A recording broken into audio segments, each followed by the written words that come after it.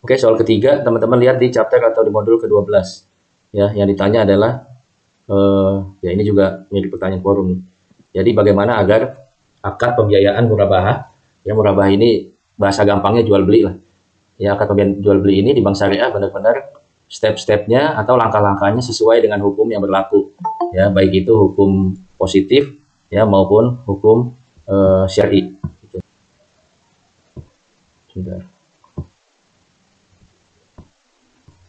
Nah, gini ya, dalam akad pembiayaan murabahah itu ibaratkanlah bank syariah itu seperti toko kelontong, ya.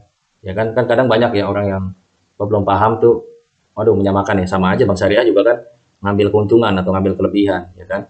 Nah, tapi kita lupa bahwa bedanya adalah konsep bank syariah dalam konteks akad pembiayaan murabahah ini adalah eh, yang dilakukan oleh bank syariah idealnya adalah jual beli nih.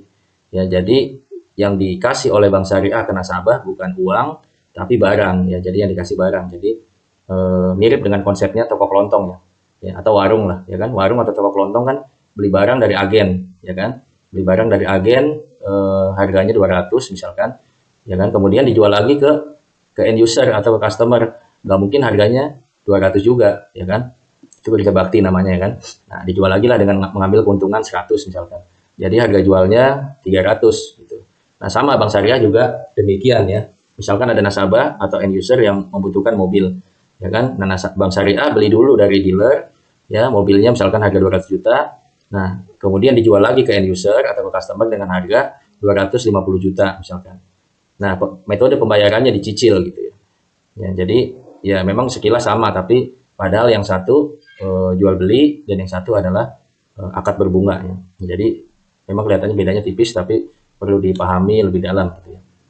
Bahwa ibaratkan atau anggaplah sederhananya ya dalam akad murabah ini bank syariah itu seperti toko kelontong. Makanya di negara-negara di Timur Tengah tuh bank-bank syariahnya biasanya menyediakan ya atau mendisplay barang-barang yang dijual di kantor cabangnya ya. Saking memang untuk merubah mindset ya bahwasanya ya ini bank syariah harusnya demikian ya konsepnya toko kelontong gitu ya. Ya, tapi memang hal ini belum dilakukan oleh bank syariah di Indonesia ya. Semoga milestone-nya ke depan akan seperti demikian.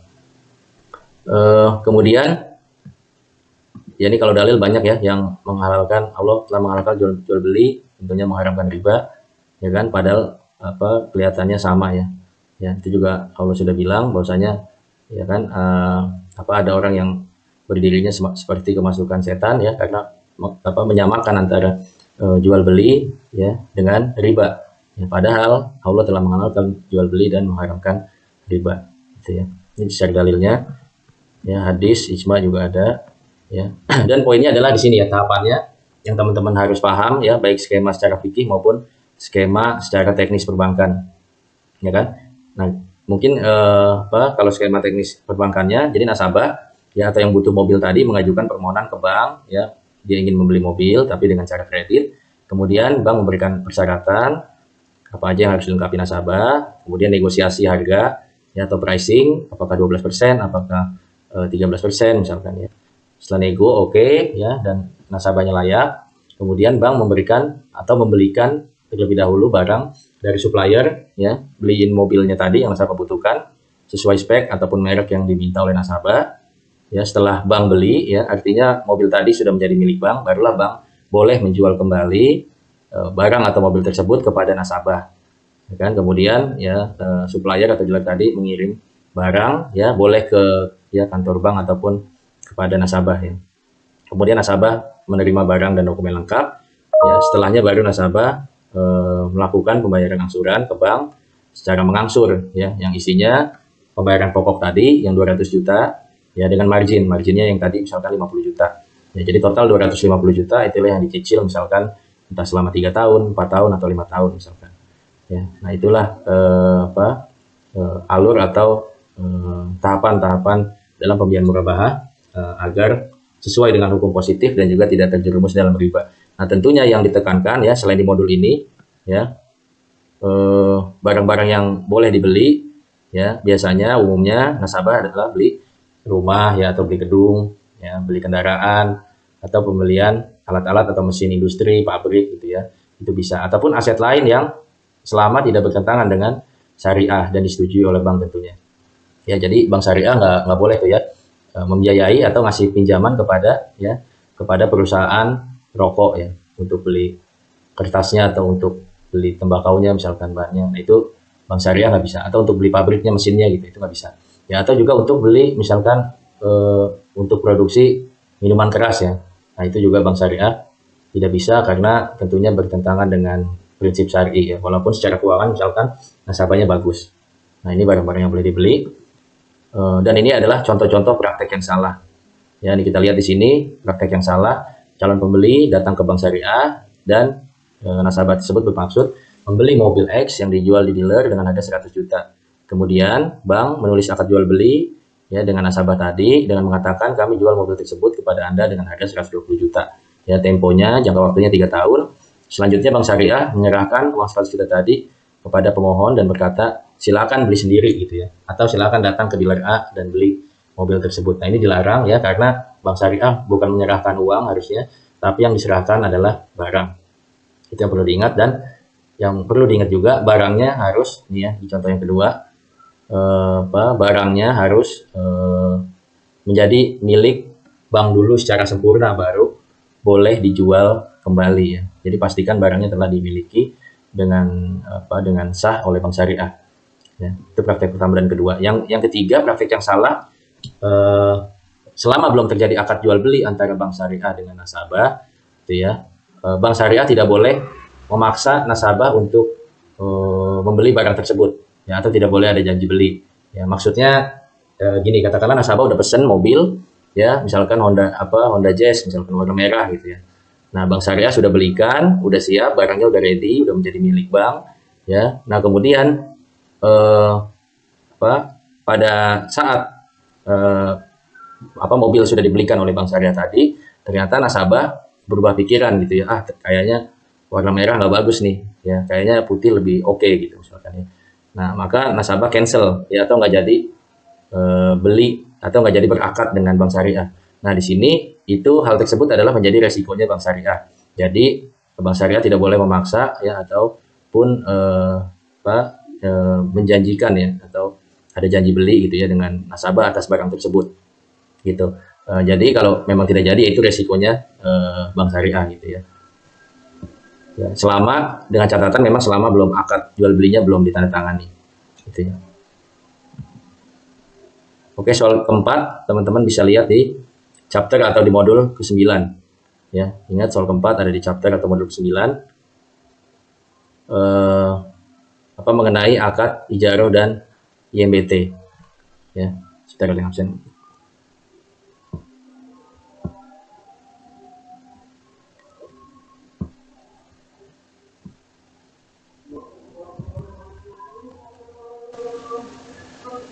Oke, soal ke sebentar, azan kita break sebentar ya.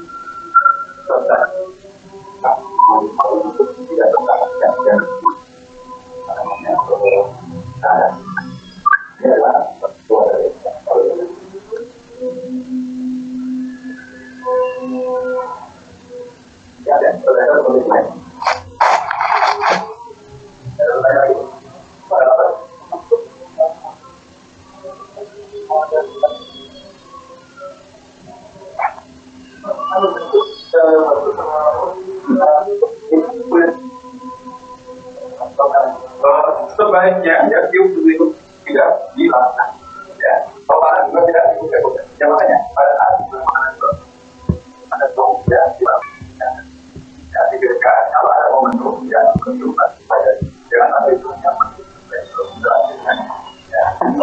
Oke. Tolong di mute ya, siapa tuh? Rizky CLT tuh.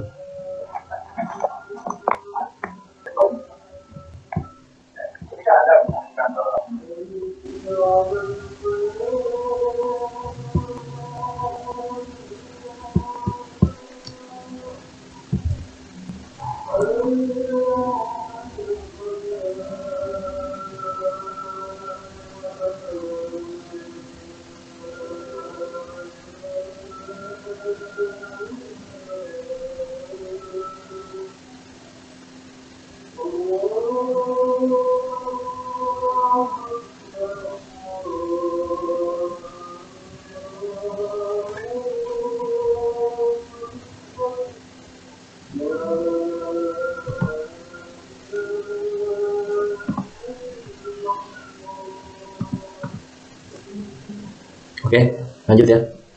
Sekarang soal keempat, ya lihat di chapter atau modul ke-9. Ini yang ditanyakan mengenai akad pembiayaan al-ijarah dan ijarah muntahiyah bitamlik atau IMBT. Jadi apa ini akad al-ijarah dan IMBT?